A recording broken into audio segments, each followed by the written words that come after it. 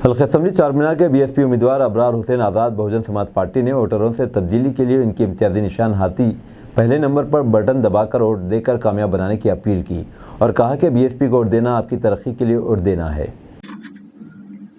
हल्का असम्बली चारमीनार के तमाम वोटरों से शख्सी तौर पे मुलाकात का सिलसिला जारी है और हमारी तरफ से यही दरख्वास्त है कि हम एक बदलाव के लिए और इस इलाक़े को तरक्की देने के लिए डॉक्टर आर.एस. परवीन कुमार जो साबिक़ आईपीएस है, वो जो एडिशनल डीजीपी के ओहदे से रिज़ाइन दे करके और वो ज़मीनी सतह पर सियासी तौर पर आज हर जगह काम कर रहे हैं और उनको इस रियासत के चीफ़ मिनिस्टर के तौर पे नामज़द किया गया है।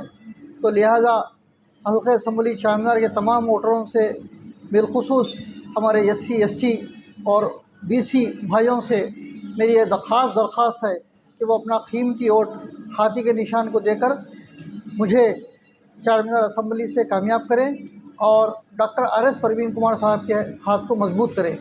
जय भीम, खुदा हाफिज़, जय भारत।